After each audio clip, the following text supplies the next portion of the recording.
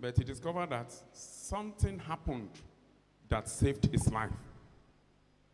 And he wanted to know more about God. That was why he changed his course from law to theology. We were told that his education continued until he had earned a doctorate in philosophy.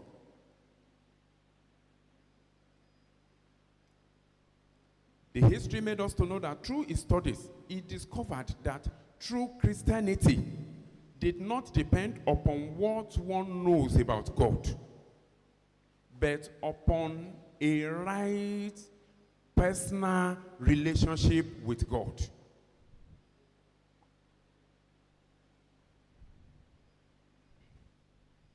Therefore, God's forgiveness through the sacrificial death of Christ became all important to Luther.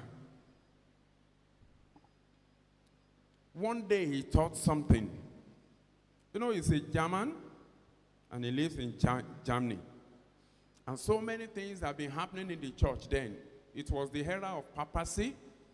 It was the era of Roman Catholic, where it was the Pope that controls the world.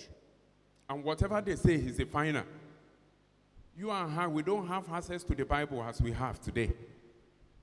And the way they interpret the Bible, that is what you must take.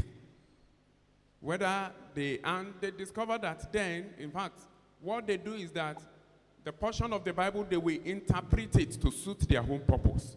And there are so many things happening in the church. The church became a commercial center.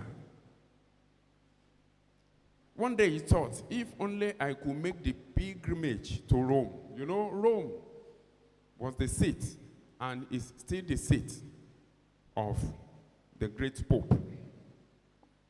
That dream was fulfilled. And while crawling up a staircase called Scala Santa on his knees, he remembered the verse of scripture, the just shall live by faith. He sprang to his feet.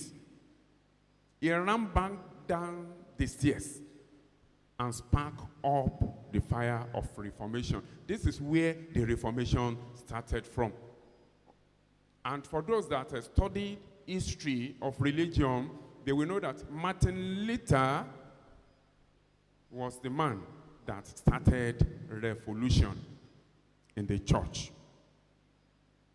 And he sparked up the fire of Reformation. The greatest work that Luther accomplished was the translation of the New Testament into the language of the people. Then, to the amazement of everyone, Luther began to write hymns and gospel songs. The people